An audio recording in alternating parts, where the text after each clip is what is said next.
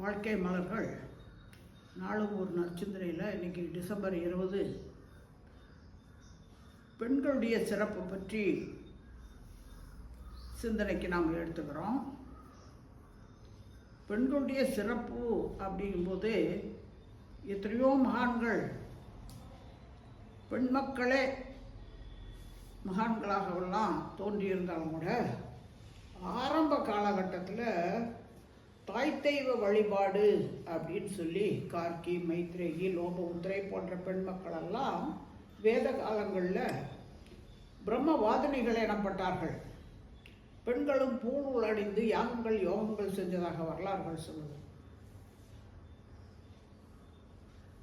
அதே போல் பெண்களுடைய சிறப்பை உணர்ந்த ஆதியில் இருந்த மக்கள் நதிகளுக்கு இன்னும் முக்கியமானதுகளுக்கெல்லாம் கூட இந்த பெண் மக்களுடைய பெயர்களையே சூட்டுறாங்க.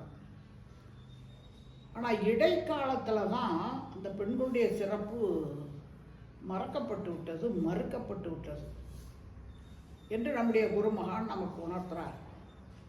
என்ன அப்படின்னா, அறிவு வளர்ச்சி மேலோங்க ஆட்சி அமைப்பு முறைன்னு வருது. மன்னராட்சி காலம்னு வர்ற காலகட்டத்தில எல்லாம் பார்த்தோம்னா போரிடுறாங்க மண் பெண் பொன் ஆசையினால். அப்போ வீரர்கள் இந்த பக்கமும் இறந்து போயிடுறாங்க, அந்த பக்கமும் இறந்து போயிடுறாங்க. இப்போ புதிய வீரர்கள் வேணுமே உங்களுக்கு சண்டை போடுறதுக்கு. அப்போ இந்த போர் வீரர்களை உருவாக்குறது யாரோட வேலை? இந்த பெண் மக்களோட வேலை. அதனால் பிள்ளை பெறும் எந்திரங்களாக்கப்பட்டார்கள், போகப் பொருளாக்கப்பட்டார்கள் பெண்கள். அவருடைய விளைவு தான் இன்றைக்கு வரைக்கும் நம்ம இந்த சமுதாயத்தில் பார்க்கக்கூடிய 6 துர்க்குணங்கள் 5 பழிச்செயல்கள் நிறைந்த சமுதாயமாகவும், எந்த இடத்துல எந்த துறைக்கு போனோம்னாலும் அங்கே இருக்கக்கூடியவர்கள் எல்லாமே மனிதாபிமானங்கிறத மறந்த நிலையிலே இருக்கிறதையும் நம்ம பார்க்குறோம். இதுக்கெல்லாம் காரணம் என்னன்னா, பெண்களுடைய சிறப்பை பெண்களும் உணரலை, அவர்களால் பெற்றெடுக்கப்பட்ட பிள்ளைகளும் உணரலைங்கிறார் நம்ம குருமகான். முதல்ல அவர் இந்த வார்த்தையை சொல்கிறார் குருமகான். இன்னும் 10 வருஷத்துக்கு ஒரு தடவை மக்கள் தொகை கணக்கெடுப்பு பண்ணுறாங்க, ஜனத்தொகை கணக்கெடுப்புன்றாங்க இல்லையா? அப்படி இத்தனை கோடி பேர் இருக்கிறாங்க இந்தந்த நாட்டில், மொத்த உலக மக்கள்லேயும் இவ்வளோ பேர் இருக்காங்கன்னு ஒரு கணக்கு சொல்கிறாங்க. அதில் பாதி பேர் பெண்கள், இத்தனை பேர் பெண்கள். அப்போ மீதி இருப்பவர்கள் யார் அப்படின்னு உடனே சபையில் இருக்கக்கூடியவங்க எல்லாருமே மகிழ்ச்சியுடைய கேள்விக்கு பதில் சொல்கிறாங்க, பெண்கள். நான் இல்லை, பெண்கள்னுட்டு ஆண்கள், பெண்களால் பெற்றெடுக்கப்பட்ட மக்கள் தான் எல்லாரும். அந்த மீதி பேர் ஆண்கள்னு சொல்லும்போது அந்த ஆண்கள்ங்கிற வார்த்தைக்கு பதிலாக மகிழ்ச்சி சொன்னது பெண்களால் பெற்றெடுக்கப்பட்டவர்கள். அவர்களுக்கும் இந்த பெண்களுடைய அருமை தெரியல. எல்லையற்ற ஆற்றல் உள்ள இறைவன் திரு உள்ளம் என்ன, எவ்வுயிரும் தோன்றுதற்கு ஏற்றதொரு திருவழியாய் வல்லமையாய் பெண்ணினத்தை வடிவமைத்தான் அற்புதமே, வாழ்ந்து வரும் மக்களில் இவ்வளம் அறிந்தோர் எத்தனை பேர். ஆக இந்த உலகத்தில் இப்போது தற்போது வாழ்ந்து கொண்டிருக்கக்கூடிய அனைத்து பெண் மக்கள் பெற்றெடுத்த ஆண் மக்கள்னு சொல்கிறத விட மக்கள் எல்லாமே ஆண் பெண் எல்லாருமே பெண்ணால் பெற்றெடுக்கப்பட்டவங்க தான். இறைநிலைக்கு அடுத்த அந்த சிறப்பை, இறைநிலை தான் எல்லாவற்றையும் படைச்சு காத்து அப்படின்னு பக்தி மார்க்கத்தில் படைப்பு, கிரியேட்டர்லாம் சொல்கிறோம். அப்போ பேர் கொண்ட மனிதனால் செய்ய முடியாதெல்லாம் செய்யக்கூடிய ஒரு மாபெரும் ஆற்றல். அதை கடவுள் சக்தி, தெய்வ சக்தி எத்தனையோ பேரில் சொல்கிறோம். அதுக்கு அடுத்த நிலையில் பெண்கள் அமைச்சிருக்குங்கிறத அந்த பெண்கள் தாங்களே தங்களுடைய சிறப்பை உணரலைங்கிறார் மகர்ஷி. அப்படி உணர்ந்திருந்தால் இன்றைய சமுதாயத்தில் எல்லாம் நலமாக வளமாக இருக்கலாம், ஒவ்வொரு மனிதர்களுடைய குறைகள் இல்லாமல் இருக்கலாமே. இது என்ன குறை அப்படின்னு பார்க்கும்போது தன்னை அறியல, ஒவ்வொருத்தருக்குள்ளாரையும் தெய்வீகம் இருக்குது, அது உணர தெரியல. இப்போ இந்த பெண் மக்கள்ங்கிறவங்க இன்றைய சிந்தனையில் அதுதான் மகிழ்ச்சி சொல்கிறார். 10 மாதம் ஒரு குழந்தைய வயிற்றில் சுமந்துக்கிட்டு இருக்கும்போது எவ்வளவு துன்பங்களை அனுபவிக்கிறாங்கிறத யாருமே நினச்சி பார்க்க மாட்டேங்கிறாங்க. உடலாலும் மனதாலும் ஆரோக்கியமான ஒரு பெண்மணியாக இருக்கும்போது தான் அவள் பெற்றெடுத்த பிள்ளையும் அதே மாதிரி உடலாலும் மனதாலும் ஆரோக்கியமாக இருக்க முடியும். இன்றைக்கு நம்ம சமுதாயத்தில் பார்க்குறோம், குடும்பங்கள்லேயும் சரி, வல்லவர்கள் நிறைய பேர் இருக்காங்க, ஆனால் நல்லவர்களாக இல்லை. நல்லவர்கள் நிறைய பேர் இருக்காங்க, ஆனால் வல்லவர்களாக இல்லை. இதுக்கெல்லாம் காரணம் அந்த பெண் மக்கள் 9 மாதம் 1 வாரம் வரைக்கும் கருவில் குழந்தைய சுமந்துக்கிட்டு இருந்து 1 வாரத்தில் ஆண் குழந்தைங்க வந்துடுறாங்க உலகத்தில் இன்பத்தை அனுபவிக்கணுன்ட்டு. ஆனால் பெண் மக்கள் அதுக்கப்புறமும் 10 நாள் அம்மா வயிற்றுக்குள்ளே கருவறையில் இருந்துட்டு தான் வெளியே வர்றாங்க. அப்போ அங்கே அந்த 10 மாதமும் வயிற்றுக்குள்ளார இருக்கிற காலத்தில் அந்த பெண்ணுக்கு என்னென்ன அந்த கர்ப்பவதிக்கு உடல் நல குறைவோ கஷ்டமோ அத்தனையும் அந்த குழந்தைக்கும் போய் சேர்ந்துக்கிட்டு இருக்குங்கிறது தெரியல. அவளுடைய எண்ண ஆற்றல், அவளுடைய மனநிலை, அது எல்லாமே இந்த குழந்தைக்கு போய் சேருது. ஒரு அம்மையார் கேட்குறாங்க மகரிஷிகிட்ட, இந்த குழந்தை பாருங்க சாப்பிடவே மாட்டேங்குதுங்க, சோத்தை கண்டாவே ஓய்ங்குது, வயசு 2-3 வயசு ஆகி போயிடுச்சு பாருங்க சாமி, எவ்வளோ வாழ்த்துனாலும் அது சாப்பிட மாட்டேங்குது என்று மகரிஷிகிட்ட சொல்கிறா அவர் அம்மா. அப்போ மகரிஷி கேட்குறாரு, ஏம்மா அந்த குழந்தைய வகுத்தில் சுமந்துக்கிட்டு இருந்திய கருவில், அப்போ நீ உணவை பிரியப்பட்டு இஷ்டப்பட்டு சாப்பிட்டையா? இல்லைங்க, எனக்கு சோறு வேகிற வாசனையை கேட்டாவே ஒமட்டிக்கிட்டு வரும், சாப்பிடவே பிடிக்காது. அப்போ அத்தனை எண்ணம் அந்த குழந்தைகிட்ட போயிருக்கு. நீ என்னென்ன நினச்சியோ என்னென்ன பண்ணியோ அத்தனையும் இப்போ பிரதிபலிப்பாகிக்கிட்டு இருக்குன்னு. அதுபோல் ஒவ்வொருவருடைய கருமையமும் அங்கே கெட்டுப்போய் இருக்குன்னா அது அந்த பெண் மக்கள் அந்த 10 மாதம் சுமக்கும் போதோ உடலாலும் மனதாலும் ஆரோக்கியமாக இருக்கணும். அதே சமயத்தில் அந்த குடும்பத்தில் இருக்கக்கூடியவங்களுக்கு இந்த பொறுப்புணர்வு இருக்குது. ஒரு பிரம்மம் நம்ம வீட்டில் உருவாகுது. அப்போ அந்த பிரம்மத்தை உருவாக்கி கொண்டு வரக்கூடிய அந்த பெண்மணியை எந்த முறையில் அவங்க பராமரிக்கணும், பாதுகாக்கணும். எல்லோரும் மகிழ்ச்சியான நிலையில், அமைதியான மனநிலையில் இருந்து அந்த குழந்தையை உருவாக்கி கொண்டு வந்தாங்க அப்படின்னா அது அந்த குழந்தைக்கோ அது சந்தோஷத்தை கொடுக்குது, அமைதியை கொடுக்குது, அதனுடைய வாழ்க்கையை விளங்கி கொண்டு வாழ முடியும். அந்த குழந்தையினுடைய குடும்பத்தில் இருக்கிறவங்களுக்கு அந்த குழந்தையின் மூலமாக ஒரு பெருமைகள் கிடைக்கிறதுக்கு வாய்ப்பு இருக்கும். அதே சமயத்தில் அந்த குழந்தை பெருசாகி இந்த சமுதாயத்துக்கு தன்னை அர்ப்பணிச்சுக்கிட்டு கடமைகளை ஆற்றும் போதும் நல்லவனாகவும் வல்லவனாகவும் இருக்க முடியாது, ஆணாக இருந்தாலும் பெண்ணாக இருந்தாலும். இப்போ அந்த வகையில் பெண்மக்களுடைய சிறப்பு அதை மகரிஷி இன்னும் சொல்கிறார், ஆண்களை விட பெண்களோ பெண்களை விட ஆண்களோ உயர்ந்தவர்களும் இல்லை தாழ்ந்தவர்களும் இல்லைங்கிறார். ஒன்றா ஒருத்தர் உயர்ச்சியாக இருந்தால் இன்னொருத்தர் தாழ்ச்சியாக இருக்கணும். இது ரெண்டுமே இல்லைங்கும் போது அப்போ சமமானவர்களா அப்படின்னு கேட்கும்போது தான் மகரிஷி சொல்கிறாங்க, பெண்கள் சிறப்பானவர்கள். புதிய உயிரை உருவாக்கக்கூடிய வல்லமையை இறைநிலை யார்கிட்ட ஒப்படைச்சிருக்கு? அந்த பெண் மக்கள்கிட்ட. அப்போ அந்த சிறப்பை பெண்களும் தாங்கள் உணர்ந்து தங்களுடைய உடலும் மனமும் ஆரோக்கியமாக இருந்து நம்ம நல்லவர்களும் வல்லவர்களுமான குழந்தைகளை பெற்றெடுத்தோம்னா தான் நமக்கும் அது மகிழ்ச்சி, நம்ம குடும்பத்தில் இருக்கிறவங்களுக்கும் மகிழ்ச்சி, இன்னும் அந்த சமுதாயத்துக்கும் பயன் தரத்தக்க வகையில் வரும். அப்படிங்கிற அந்த கடமை உணர்வோடு தன் உடல் நலத்தை பேணணும், மன வளத்தை பாதுகாக்கணும், இதெல்லாம் செய்யணும்.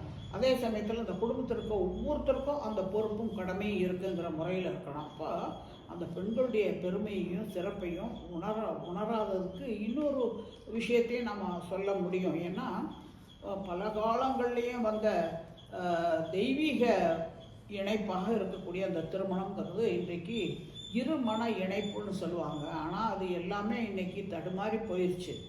ஏன்னா திருமணங்கிறது ஒரு புனிதமான ஒப்பந்தம். ஆணுக்கு பெண்ணும் பெண்ணுக்கு ஆணும் அவங்களுடைய கர்ம வினைகளை கழித்துக் கொள்வதற்கு கிடைத்த ஒரு உதவி. வாழ்க்கைக்கு துணை நலம்ங்கிறார் நம்முடைய குருமகான். வாழ்க்கைக்கு ஒருவருக்கொருவர் துணையாக நலம் விளைவிப்பவர்களாக இருக்கும்போது தான் அவர்களால் பெற்றெடுக்கக்கூடிய பிள்ளைகளும் சிறப்பானவர்களாக இருக்க முடியும். இப்போ அந்த வகையில் திருமணங்கள் நடக்கும்போதே அந்த புது மணமக்களை வாழ்த்துறாங்க. அப்படிங்கும்போது வாழ்த்தக்கூடிய நெஞ்சங்கள், உள்ளங்கள் அமைதியாக மகிழ்ச்சியாக அவங்க 16 பெற்று பெருவாழ்வு வாழணும் அப்படின்னு உள்ளார்ந்த ஒரு மகிழ்ச்சியோடு வாழ்த்தணும். இன்றைக்கி எல்லாமே வியாபார நோக்கத்தில் நடந்துக்கிட்டு இருக்கிற மாதிரி தான் இருக்குது. ஒரு சாரார் வருத்தத்திலே இருப்பாங்க, ஒரு திருமண வீட்டில் பார்த்தோம்னா, இன்னொரு சாரார் பார்த்தோம்னாக்கா சந்தோஷத்தில் இருப்பாங்க. இப்படி பல கோணங்கள்லேயும் இருக்கக்கூடியவங்களும் அந்த மணமக்களை வாழ்த்தி அவங்களுடைய வாழ்க்கை சிறப்பாக இருக்கணும், அவங்களுக்கு பிறக்கக்கூடிய பிள்ளைகள் நல்லவர்களாக வல்லவர்களாக இருக்கணும் அப்படிங்கிற முறையில் இருக்கணும். அதுவும் இப்போ கிடையாது. எல்லாமே ஓடிக்கிட்டே இருக்கிறோம், வேகங்கிறோம். அந்த வேகத்தில் விவேகம் வேணுங்கிறார் மகரிஷி. வெறும் வேகம் மட்டும் இருந்தால் பத்தாது, விவேகம் இருக்கணும். அறிவும் ஆற்றலும் ரெண்டும் ஒன்றிணைந்து இருக்கும்போது தான் அந்த மனித வாழ்க்கையே சிறப்பாக இருக்க முடியும். இதுக்கெல்லாம் அடிப்படையாக ஆதாரமாக இருக்கக்கூடிய அவங்க பெண் மக்கள் தான். அதனால தான் மாதா பிதா குரு தெய்வம்னு சொல்கிறோம். மாதா பிதா குரு தெய்வம். சுவாமி விவேகானந்தர் வெளிநாட்டில் சிகாகோ போயிருக்கும்போதே அங்கே அவங்க வெளிநாட்டவர் ஆங்கிலேயர்கள் இங்கே ஆட்சி புரிகிற காலத்தில் அவங்க வியாபார நோக்கத்தில் வந்திருந்தாலும் கூட இங்கே இருக்கக்கூடிய வளங்களையெல்லாம் சுரண்டிக்கிட்டு போனாங்கங்கிறது எல்லாருக்குமே தெரியும். அப்போது இங்கே இவங்க வாழ்வாதாரம் கூட இல்லாமல் இருக்கிறாங்கங்கும்போது ஏழ்மை நிலையை பார்த்து அவங்க ஏளனமாக பேசுகிறதும், எல்லா வகையிலையும் ரொம்ப நஸ்டி ஃபெல்லோஸ், இந்த இந்திய மக்கள்னால் வறியவர்கள், ஆரோக்கியம் இல்லாதவர்கள், பிச்சைக்காரர்கள் அப்படிங்கிற மாதிரியான ஒரு தோற்றத்தை ஏற்படுத்தி வச்சுருக்காங்க. அப்போ அந்த மாதிரி நிலையில் அங்கே வெளிநாட்டில் போயிருக்கும்போது சுவாமி விவேகானந்தர்கிட்ட சொல்கிறாங்க, நீங்கள் இவ்வளோ பெரிய ஆன்மீகவாதியாக எல்லா தத்துவமெல்லாம் பேசுகிறீங்க, பிடிக்கிறீங்க, இந்தியா பெரிய ஆன்மீக பூமின்லாம் சொல்கிறீங்க, ஆனால் பெண்களை டைனிங் டேபிளில் சமமாக உட்கார வச்சு அவங்க சாப்பிட்றது இல்லையே, நாங்கள்லாம் இங்கே ஈக்குவலிசம் வச்சுருக்கோமே, நீங்கள் பெண்களுக்குரிய மரியாதை மதிப்பை கொடுத்து இங்கே சாப்பிட்ற இடத்துல கூட சமநோக்கில் இல்லையே அப்படிங்கிற மாதிரி ரொம்ப ஒரு மாதிரி மனசை கஷ்டப்படுற மாதிரி சில வார்த்தைகளை சொல்லி கேட்குறார். அப்போது அந்த இடத்துல சுவாமி விவேகானந்தர் கம்பீரமாக சொல்கிறார், எங்களுடைய நாட்டில் ஒரு பெண் என்பவள் கடவுளுக்கு அடுத்த நிலையில் இருக்கிறவள், தாய், அந்த குடும்பத்தின் தலைவி. ஒவ்வொரு வேளை உணவு சமைக்கும் போதும் பெரியவர்கள் அந்த வீட்டில் இருக்காங்க, உழைப்பாளிகள் இருக்காங்க, இன்னும் சிறார்கள் இருக்காங்க, விருந்தினர்கள் வருவாங்க, வாயில்லா ஜீவன்கள் இருக்குது. இதுக்கெல்லாம் சேர்த்து அவங்க ஒவ்வொருத்தருக்கும் தேவைப்படக்கூடிய அளவுக்கு, அவங்களுடைய ஆரோக்கியம் பாதுகாக்கப்படக்கூடிய அளவுக்கு உணவு தயார் பண்ணுறாங்க. அந்த உணவை சாப்பாட்டு மேஜையில் கொண்டு வந்து வைக்கிறாங்க. அப்படிங்கும்போது முதல்ல வாயில்லா ஜீவன்கள் ஐயோ எனக்கு பசிக்குதுன்னு கேட்காது, அதுங்களுக்கு போடுறாங்க. அதன் பிறகு விருந்தினர்களாக வந்திருக்கிறவங்களுக்கு உபசரிக்கிறாங்க. யாசிச்சு வந்திருக்காங்க சில பேர், அவங்களுக்கு கொடுக்குறாங்க. அதன் பிறகு சிறார்கள், வீட்டில் இருக்கக்கூடிய குழந்தைகளுக்கு, அந்த குழந்தைகள் சாப்பிட்டு முடித்த பிறகு உழைப்பவர்களுக்கு, அதன் பிறகு கடைசியில் பார்த்தோம்னாக்க அந்த பெண் மக்கள் உணவை தயார் பண்ணவங்களுக்கு இத்தனை பேருக்கு பரிமாறினதில் வயிறு நிறைஞ்சு போயிடும். மனம் நிறைஞ்சு போயிட்டால் எல்லா இடத்துலையும் ஒரு நிறைவு தான். அதனால் அவங்க கடவுளுக்கு சமமாக இருக்காங்க. அங்கே எல்லாம் கொடுத்தது போக மிச்சம் இருக்கிறத சாப்பிடும்போது அவங்களுக்கு ஒரு மன நிறைவு. என்ன அப்படின்னா, இத்தனை பேர் பசியாற்றி இருக்கிறோம், அதுக்கு நாம் காரணமாக ஒரு கருவியாக இருந்திருக்கோம், இறையாற்றல் இந்த சக்தியை நமக்கு எப்போவுமே கொடுக்கணும் என்று, அதுதான் பெண்மை, தாய்மை, இறைமைங்கிற ஒரு நிலையில் எங்களுடைய நாட்டில் இருக்கக்கூடிய பெண் மக்கள் இருக்கிறதுனால தான் முதல்ல சமையல் முடித்த உடனே உங்கள் நாட்டில் மாதிரி எல்லாரோடையும் சேர்ந்து சாப்பிடும்போது யாருக்கு இருக்குது, யாருக்கு இல்லை, யாருக்கு குறவு, யாருக்கு நல்ல உணவு கொடுத்துருக்கோம், மிச்ச மீதி யாருக்கு அப்படிங்கிறதெல்லாம் தெரியாது. எல்லாம் அவங்கவுங்க சுயநலம் தன்னலம், அவங்கவுங்களுக்கு விருப்பப்பட்டதை அள்ளி போட்டு சாப்பிட்டு ஓடிக்கிட்டே இருப்பாங்க. அங்கே அப்படி இல்லை. விட்டு கொடுத்தல், தியாகம், சகிப்புத்தன்மை, இதுக்கு அடையாளமாக இருக்கிறவங்க பெண் மக்கள்னு சொன்னார். இப்போ அந்த வகையில் நம்முடைய மகரிஷி அதனால தான் அந்த பெண்ணினத்தின் பெருமையை உணரணுங்கிறதுக்காக தான் ஆண் பெண் இருபாலருக்குமே மனவளக்கலை யோக பயிற்சிகளை கொடுக்குறாரு. அப்போ பெண்ணுக்கு ஒரு காலத்தில் ஆன்மீகங்கிறது கூடாதுங்கிற மாதிரி ஓரம் கட்டி ஒதுக்கி வைக்கப்பட்டார்கள். ஏன்னா அவங்க மாதவிடாய் பிரச்சனை, குழந்தை வளர்ப்புங்கிறதெல்லாம் அவங்களுக்குரியதுங்கிற மாதிரியே வச்சதுனால இந்த ஆன்மீகத்துக்குள்ளரே வர முடியல. ஆனால் மனவளக்கலை யோக பயிற்சிகளில் இல்லறத்தை நல்லறமாக நடத்துவதற்கோ ஆண் என்ன பெண் என்ன எல்லாருக்கும் உடல் என்பது பொது, உயிர் என்பது பொது, மனம் என்பது பொது, இந்த மூணை வச்சு தான் வாழ்க்கை வண்டியை ஓட்டிக்கிட்டு இருக்கோம். இதை சரியான முறையில் நிர்வகிக்கணும், பராமரிக்கணும். அப்போ பயன்படுத்துறது தனக்கும் மற்றவர்களுக்கும் எல்லா வகையிலையும் பயன்படும் போது அது நிறைவான ஒரு வாழ்க்கையை கொடுக்குங்கிற முறையில் தான் பயிற்சி முறைகளை வடிவமைத்திருக்கிறார்.